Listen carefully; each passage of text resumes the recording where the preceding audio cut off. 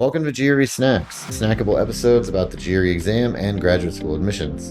I'm Tyler, the founder of Achievable, and we have an affordable GRE course that includes everything you need to ace your GRE exam. A full textbook, videos on key topics, tons of GRE questions backed by our memory enhancing algorithm, a built in study planner and essay grader, and full length practice exams. You can try it out for free by going to achievable.me, and if you like it, use the code podcast to get 10% off at checkout. Also, if you have a question or topic that you'd like us to discuss in a future episode, please contact me at tyler@achievable.me with the subject line podcast topic. Now, let's get started. Today we have Matt Roy, who is the author of Achievable's GRE course, back on the podcast with us, and we're really excited to have you back here, Matt. I'd love if you could just introduce yourself and for the people who haven't heard you before. All right. Hello, Tyler. It's good to talk to you again. Yeah, so I've been a GRE tutor since the beginning of COVID. I originally taught for Kaplan, and then I eventually started teaching just on my own on Wyzant, and ultimately I wrote the GRE course for Achievable. Yeah, and what a course it is. We're big fans of it. So today we're going to be talking about Hmm. sort of the big news of the year, right? Which is the new shorter GRE. They basically cut the time in half, right? And they did Yes. so essentially by cutting the number of sections in half, and they removed one of the two essays. And so, yeah, I guess it's like first broad strokes, right? Like what changed, and then like what are the implications of those changes? Yeah, absolutely. So it originally was about 4 hours, and now it is literally in half. It's slightly less than 2 hours at this point. And the number of sections has also changed, and the number of questions per section has changed. A couple things that didn't Hmm. change for sure, and that is the type of questions you're Hmm. asked, the amount of time it takes Hmm. per question, and the ratio in which these different types of questions are presented. So essentially, what you study is Right. completely unchanged. Okay? But there are a few things that I'll get into that will change, or that in your studies should change. But first, let me just walk through what exactly changed. So obviously, there used to be two essays. Each essay was 30 minutes long. Now there's just one, and that essay is just the Hmm. issue essay now. There used to be the argument essay where you're supposed to poke holes in some argument, but now it's just the issue essay where you just present your opinion, doesn't matter which side you choose, on some Hmm. polarizing topic. And then after that, we have obviously verbal and quant. There used to be two graded verbal sections and two graded quant sections, and one extra one Hmm. that was ungraded. It was called like their research Hmm. section, where they just were their guinea pigs, I guess. I guess they got enough data because they no longer they no longer have Right. that section. And they just have two graded ones now for each. Those, however, are even shorter than they used to be. One of them is the first one is 12 questions long, and the second one is 15 questions long. And however, just like before, it still is adaptive. So that's a really important point to make. The 12 question one, which is extremely short, depending upon how well you did on that one, the second one's difficulty is Hmm. determined by that. So obviously, if you did really well on the first, you're going to get a Right. hard second one. If you did fine, you'll get a medium. If you did poorly on the first one, you'll get a very easy second one. The order in which you will be presented, like verbal, verbal, quant, quant, or quant, quant, verbal, verbal, or whatever, is Right. still random. So that's another important point to make. Um, so how does this really affect our Yeah. studying? Well, one thing I've noticed from a lot of my students is because it's so quick, there is no time to kind of get in the Hmm. groove and adjust even. So like because the questions or sorry, the sections were longer before, you had more flexibility to kind of slow down at a certain point if you try to catch up later. there's none of that now. It's just Right. really And quick. you also, because you could skip questions on the GRE, you had the opportunity to kind of skip a few, like go through all the ones you know how to do and then go back. Now it's like, well, I mean, you can still do that and probably should, but it's just everything's so short that it's a little bit riskier. Hmm. Yeah, even that, the time it takes to move around, like, to go into the review screen and then go back, that as a percentage of the total time in that section has now Right. grown, right? Just these little clicks really matter now. So yeah, that's the first point I want to make is because sections are shorter, it should be less daunting to do practice sections in your studies and time yourself more often in your studies. Because like just 12 questions timed is really not that hard, right? But obviously before it was a lot harder because it was like 30 full minutes of Right. sections timed. Um, and in Achievables course, we have that. So that's a really good resource. You can even randomize it for the 12 or 15 Hmm. question type, section type. Um, so yeah, I would suggest doing a lot more timed Hmm. practice. Of course, not all the time because you do need to learn as well. Not you Yeah, specifically, but the student. Um, you're not taking an no, exam, right? not anytime soon anyway. No, no. No. For fun? No. Yeah, yeah, I mean, we our my co-founder and took the exam for fun and did quite well, but he's also been working on this course for a while, Oh yeah. so that probably helps a little Hmm. bit. Um, yeah, so Yeah. let's dig into a couple of those things. So the first thing, the importance of you talked about not being able to get into a groove and kind of the importance of each question when you only got 12, right? And it's determining your next section, which means that in a way your score is going to be kind of bracketed a little bit, right? Like if you get the really easy section, your score can only go so high. You get the really hard section, probably your score can only go so low. Obviously, all of this is anecdotal and what we don't actually know, but that's kind of the rough idea. Hmm. And so, really, I guess the first question I have is how do you, if you're worried about not being able to get into a groove or that you have less time to get into a groove, like, how do you prepare for that specifically? Like, is it just taking lots of timed, short practice tests or and is that the main thing? Is there anything else? It's not just that. Of course, that's Hmm. really important to have lots of experience and to get a feel. It's also really important just to get a feel if you're spending a lot of time on a question, and you'll only get that feel if you do a lot of practice sections. But another thing is time-saving Right. strategies that specifically people should Hmm. prepare for. Another one in another podcast uh, that will come out later is a podcast where I'll be discussing picking Hmm. numbers, for example. But also, like in a reading comprehension, there's ways to save time. For example, if a question specifically asks for the general like topic, it's probably in the Hmm. first few sentences. If it follows conventional writing, Right, and uh, the type of yeah. passages that they would choose, right, too. Hmm.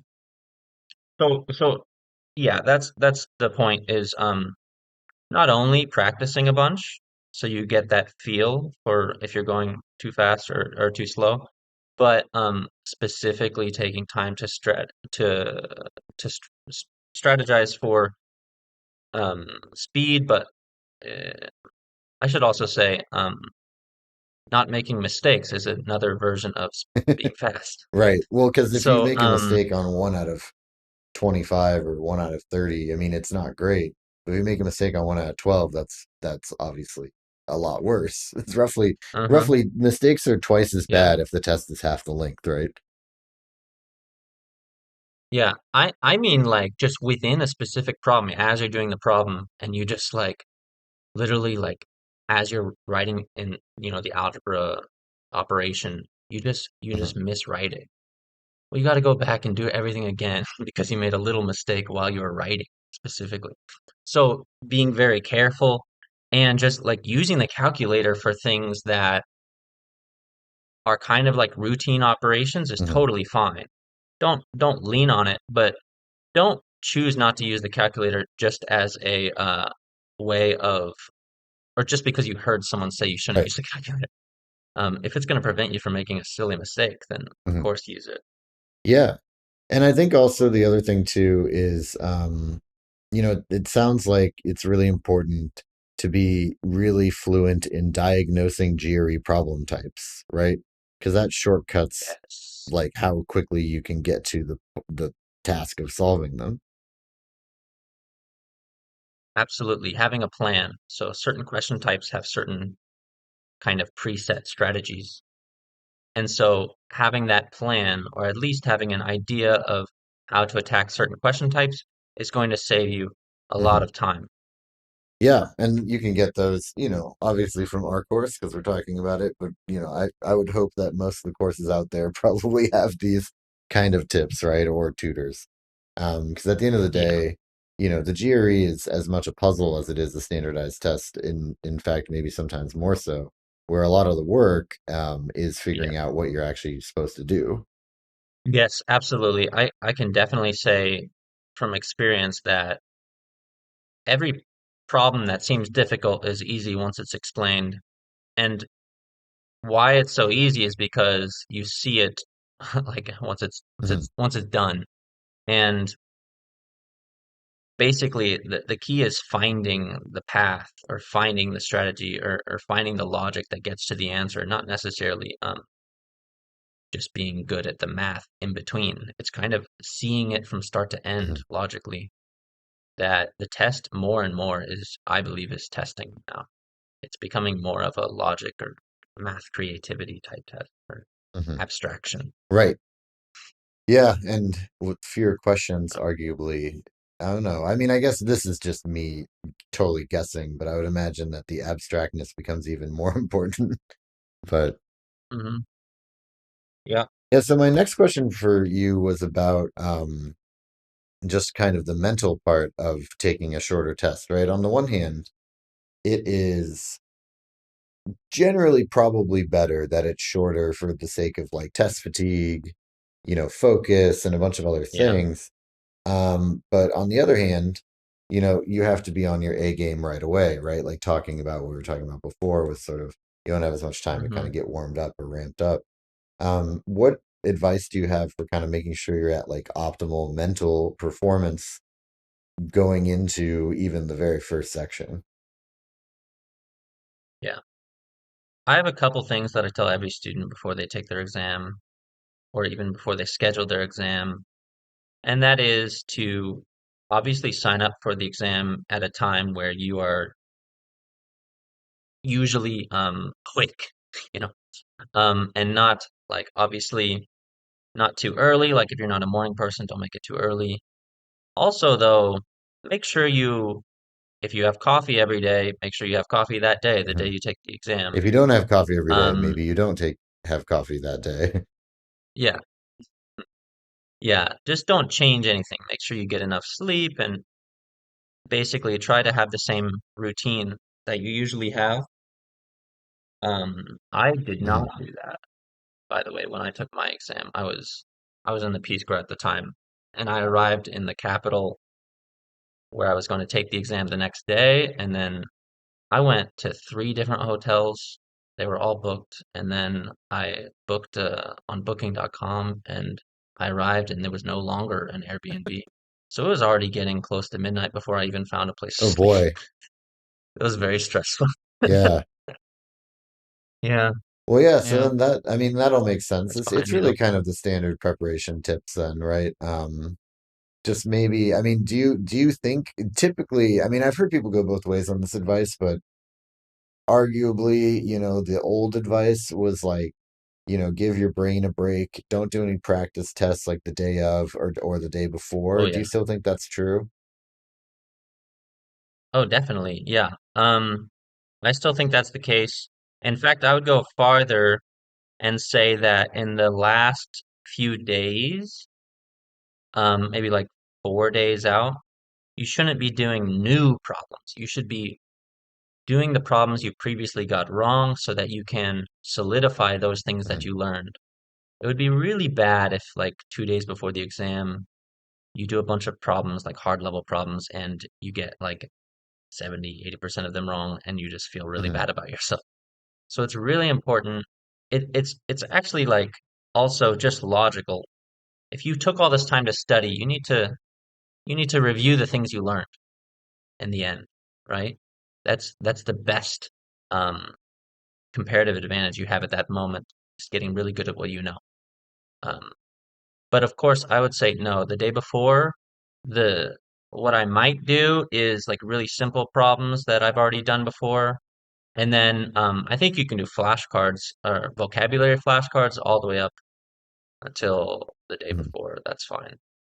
As long as you're not frying your brain and doing like an hour of Right. flashcards. Yeah, I mean, I agree with all of that. I think it's interesting. So, like, going into maybe like the last couple weeks, let's say, do you think it makes more sense to just do the problems you're getting wrong, do a bunch of problems that you're getting right so that you can practice getting them done faster, right? And kind of getting them out of the way easier, or, a mix of the two? I I would say in the last week, it's important to do the problems you got wrong before, um, because you've already seen it, so you do know the answer. You can't get to Hmm. the answer, right? You know how to get to the answer. So it's not like you're actually gonna be stuck. If you've studied it, you know Hmm. how to solve it. Um, but yeah, I think it's totally fine to do like easy level or easy or medium. It really depends on Hmm. the person, of course. But to do still new problems that you're pretty sure you will be able to attack pretty easily. But this is like literally like the second to last day before the exam. I think in the week before you still can be the week before and earlier you can still be studying as hard as you Right. want. Yeah, that makes sense. Uh, Well, so then the other thing I wanted to ask you about is that you talked about sort of you've had gotten feedback from other students that you've had, um, like through your tutoring, et cetera, as on the new GRE. And I guess my question to you is kind of what is the student feedback and what are they saying? Better, worse, mhm. easier, harder, at least more enjoyable, less enjoyable? Kind of what what did you hear? uh, First, I just want to specify probably up to like 3 or 4 days before you Hmm. can do whatever you want, not a full week before. I mean, meaning you can study as hard as you want.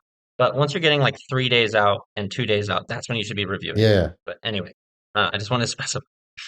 Um, so obviously, everybody's really happy about it just being Hmm. 2 hours. That's one thing I get, and I think that will contribute to a lot more people taking the GRE in the Hmm. future. But the main feedback has been the speed, and it's not like the exam is Yeah, any per question, faster the time is the same. Yeah. per question. Yeah, but the sections are faster, so these sections get kind of solidified, and then you can never go back Hmm. really quickly. You don't have time to bounce around. The question just or the section just disappears really quickly. And then I would say people who get disheartened early really feel like they're fighting an uphill battle Hmm. at that point because they feel like those early mistakes are just already affecting them. One thing I would say, and what I say to all my students, is you can't really have any Hmm. memory when you're doing this, similar to like a sport. You can't remember the last shot you took or the last Hmm. interception you threw. You just got to Right. keep going because it doesn't affect you at Right. that point. It's hard, obviously, to do that, to tell yourself that, but it's what it has to be. So it would be a good thing to practice, just practicing that Hmm. mindset as well. Yeah, it makes sense. And I mean, at least for me, my last question for you today, given all the things you just said, the thing that popped into my head was, does this mean that the sort of typical advice that was for the old GRE of like skipping questions, do you think that is a bad idea now? I have actually shied away from that at this point, especially in the first section that's only Hmm. 12 questions. I would, well, the first thing I say to every student is if you are going to skip, literally don't leave it blank. Do not leave a question blank that you skip. You can put in a guess and then skip it. But if you leave it blank and then you're running out of time in the very end and you're like, oh no, I got to go back to wherever my question was, and you're also wasting time trying to find that and then stressing about that the whole time, that's like really Hmm. unnecessary. So at least guess if you're going to move on. Um, and that should be your best guess. But as for the two sections that are just 12 questions long, the two initial sections, um, no, I wouldn't suggest doing that. At a certain point, if you think you're taking too long and you have to move on, you're probably not even going to go see, you're not even going to see it again anyway, because by the time you finish everything, if you're taking a long time there, you're already going to be close to the end. So I would guess, flag it, and then move on. And then if you have time in the end, go back.